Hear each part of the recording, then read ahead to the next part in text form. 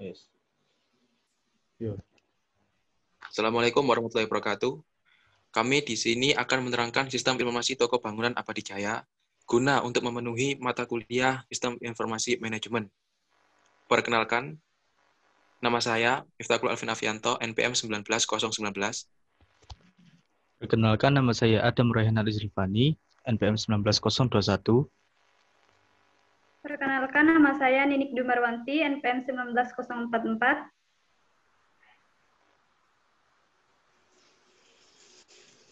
Oke, yang pertama ada diagram konteks toko bangunan. Di sini ada 4 entitas. Kemudian yang pertama yaitu pelanggan. Kalau pelanggan, alur data menuju ke sistem informasinya yaitu yang pertama yaitu data pelanggan dan data penerimaan barang. Sedangkan dari sistem informasi menuju ke pelanggan itu adalah nota penjualan.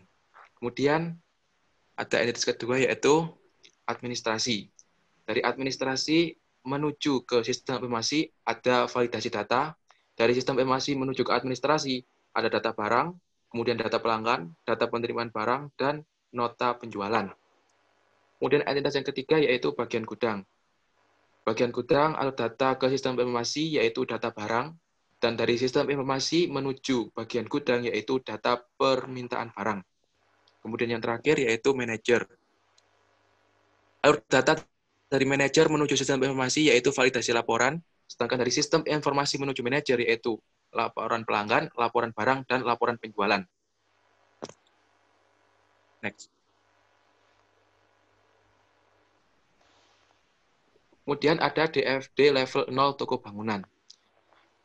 Oke, di sini ada entitas pelanggan menuju ke transaksi dengan data storage-nya file transaksi.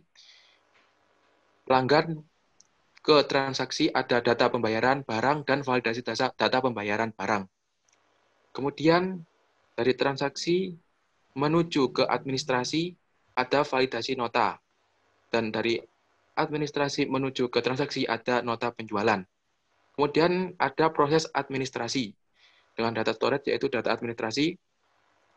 Dari proses administrasi ke administrasi ada data pemesanan. Dari administrasi menuju ke proses administrasi ada validasi data pemesanan.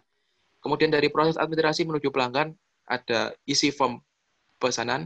Dan dari pelanggan menuju proses administrasi ada form pesanan.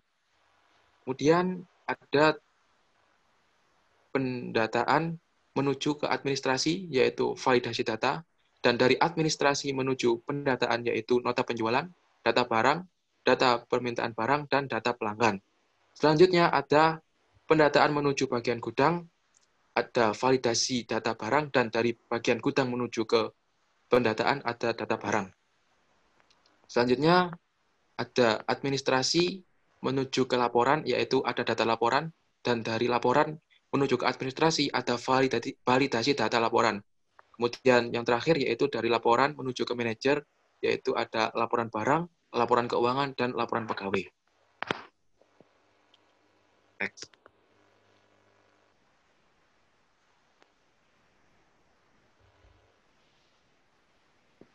Selanjutnya ada DFT level 1 administrasi, di mana di sini ada rekap data administrasi menuju ke administrasi, yaitu validasi ketersediaan bahan yang dijual, dan dari administrasi ke rekap data administrasi, yaitu konfirmasi data yang bahan yang terjual. Kemudian ada pun dari entitas pelanggan menuju ke rekap data administrasi, ada data bahan yang dipesan. Selanjutnya akan diterangkan oleh rekan saya, Ninik Dwi Marwati. Pada proses kelengkapan transaksi, menuju ke administrasi ada validasi pembayaran bahan. Sedangkan pada entitas pelanggan menuju ke proses kelengkapan transaksi, ada bukti transaksi kemudian disimpan melalui file transaksi.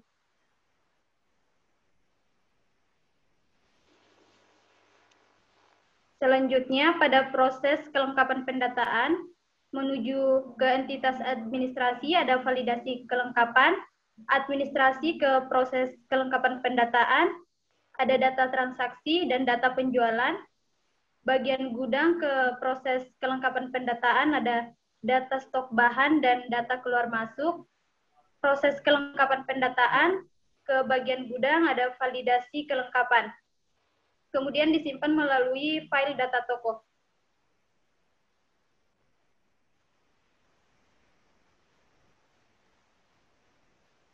Entitas administrasi ke kelengkapan laporan, ada data laporan bulanan, ke proses kelengkapan laporan ke manajer, ada validasi data laporan keseluruhan yang disimpan melalui file laporan.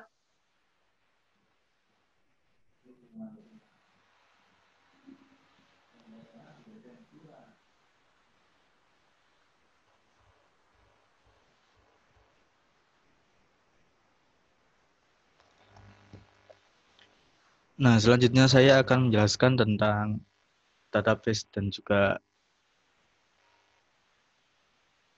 web yang telah kami buat. Pertama kita buka SAM dulu. Nah, kita udah mengaktifkan Apache dan MySQL-nya. Kemudian kita lanjut ke webnya. Nah,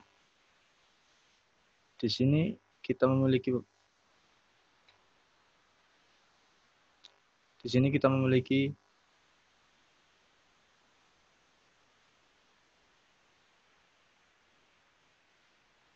10 tabel yang nantinya ini akan menjadi database untuk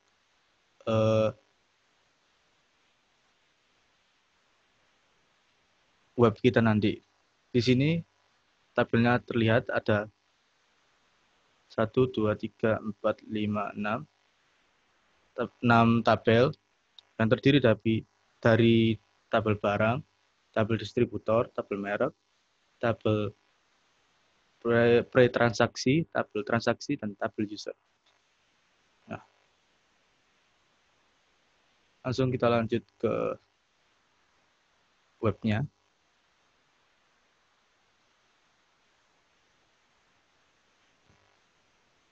Kalau kita mau lanjut ke webnya,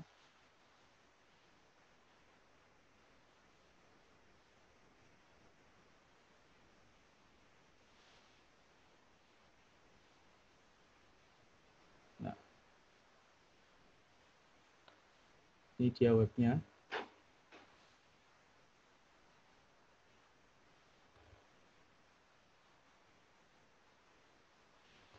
Nah, di sini ini adalah tampilan dari homepage pertama dari web yang kita buat, Toko Abadi Jaya. Nah, di sini ada 3 fungsi yang bisa diterapkan. Ini ada dari fungsi pembelian, dan ini fungsi dari kasir. Kemudian ada fungsi dari admin, ada fungsi dari manajer. Nah, fungsi dari kasir sendiri adalah untuk melakukan pembelian transaksi kepada pembeli. Dan juga fungsi dari admin adalah untuk mengelola data, memasukkan barang, dan juga penjualan barang yang terjual. Kemudian fungsi dari manajer sendiri yakni untuk melihat data barang yang terjual, data barang yang habis, dan juga data pegawai. Langsung saja kita ke fungsi kasir terlebih dahulu. Kalau kita ingin memesan suatu barang di toko Abadi Jaya, kita klik username-nya, password-nya.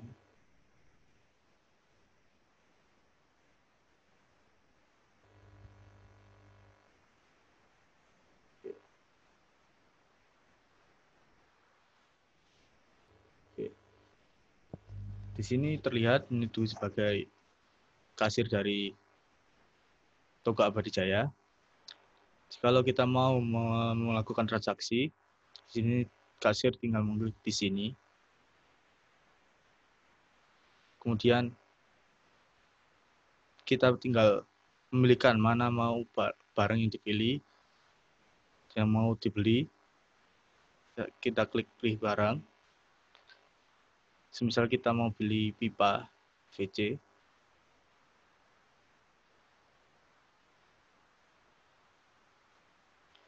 dengan harga sekian. Kemudian kita klik jumlah yang mau kita beli, misalnya kita mau beli 4.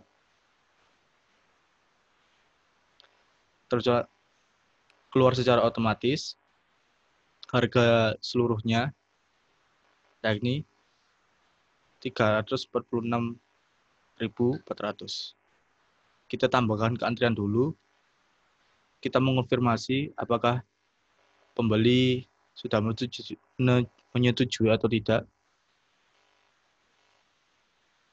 Nah, setelah kita tambahkan ke antrian, apakah kalau pembeli sudah setuju, maka kita lanjut ke pembayaran.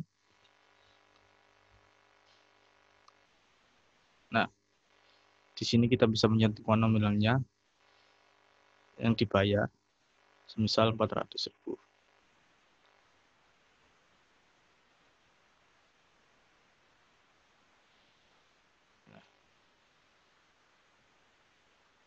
Di sini kita diketahui totalnya dan juga pengembaliannya, dan ini adalah output dari pembelian. Kita bisa mencetak struknya, cetak struk. Nah, ini adalah output dari pembelian di kasir. Kita lanjut ke fungsi admin.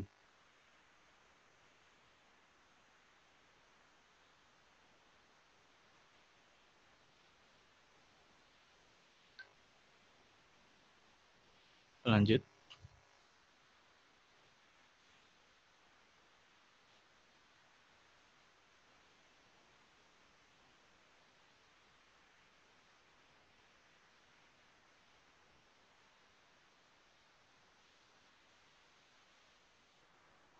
Kita lanjut ke data admin. Nah, di sini adminnya sebagai admin ini ada Royhan di Toko Abadijaya.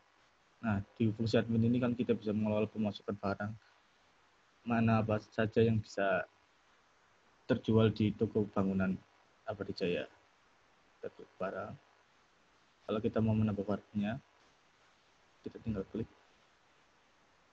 barang, dan nama barangnya semen dengan kategori 50 kg. Kita pilih merek. Kita pilih merek semen bersih. Misal kita pilih distributornya. Harganya 69.000. Stok barangnya 5. Kita bisa menyebutkan gambarnya.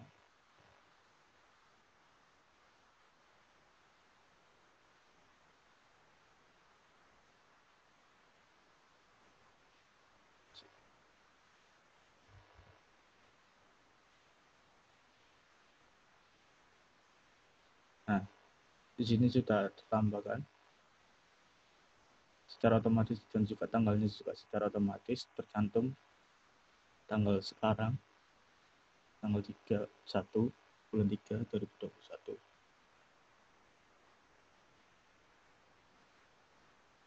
Kita juga bisa menambahkan distributor.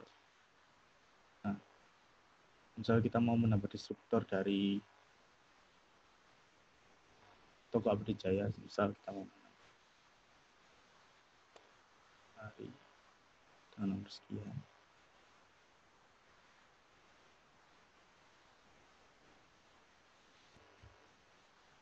Dengan alamat.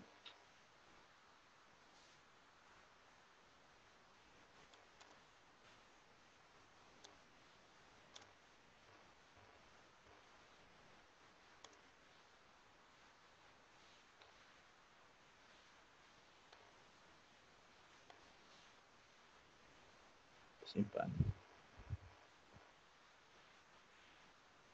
Nah, di sini sudah tercantum nama dari distributor baru. Kalau kita mau menghapusnya, kita bisa menghapusnya.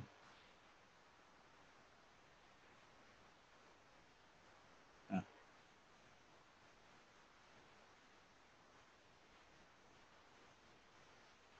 Ini dari merek-mereknya. Memiliki merek Gesim, Gesindo, Bumi, Kirana, dan lain-lain.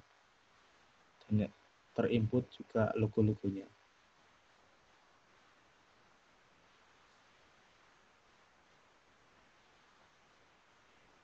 Nah, kita lanjut ke fungsi manager.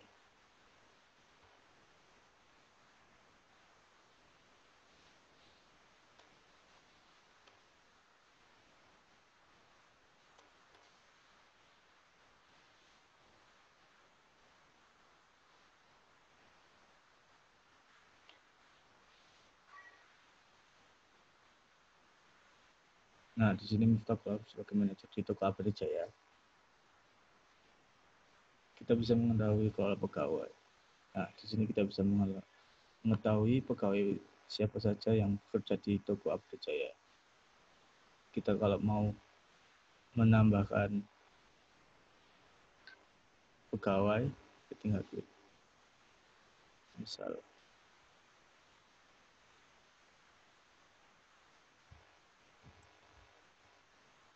dengan username.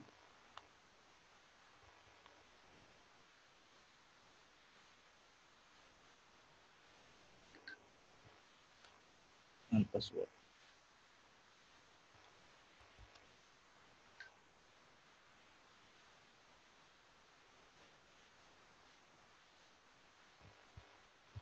Kita bisa menginputkan foto jika ada. Kita bisa mengetahui ini mau dikerjakan di mana sebagai admin ataupun kasir. Lalu kita mau pilih kasir, kita inputkan.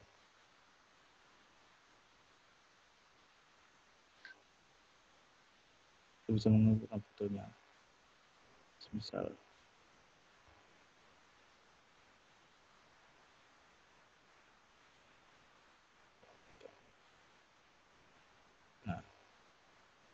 sini bisa kita ketahui foto-foto dari siapa saja yang ada di toko Abadi Jaya, siapa saja yang bekerja di toko Abadi Jaya.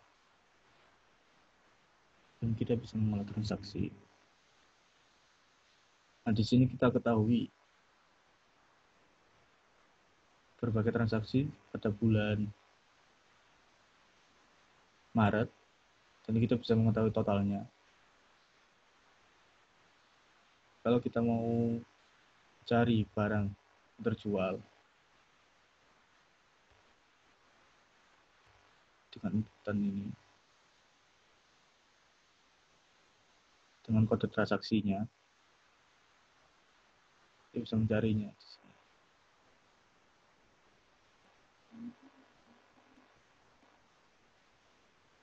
Kita mengetahui sebesar ini. Nah, di kode transaksi TR013, kita bisa mengetahui tanggal cetaknya 2021, tanggal 3, bulan 3, tanggal 31. Di sini dengan kode antrian AN15 dan AN16, sehingga kita ketahui membeli semen gresik besar 50 kilo dengan jumlah sekian dan dengan harga sekian. Dan kita bisa ngeprint produk dibuat laporan. Nah, ini outputnya untuk laporan dari transaksi, salah satu transaksi.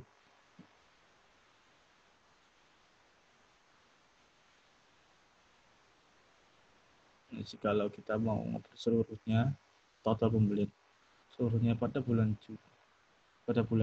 Maret, kita bisa menggunakan outputnya. Nah, berikut output dari data semua transaksi.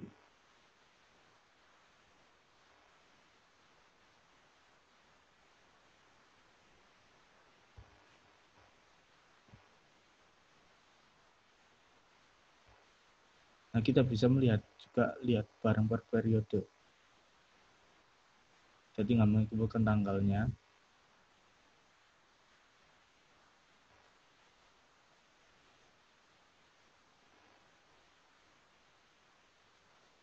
Misalnya kita mau mencari dari tanggal.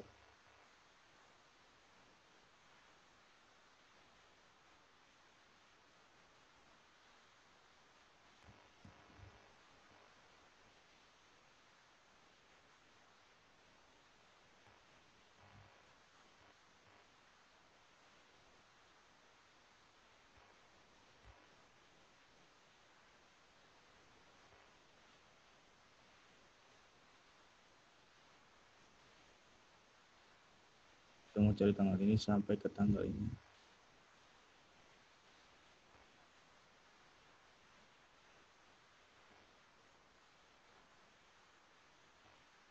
Nah, kita ketahui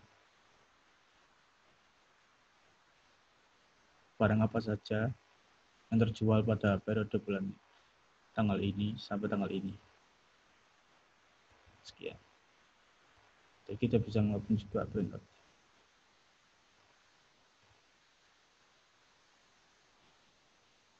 Nah, ini kita ketahui data barang per periode. Kalau kita mau cari tahu.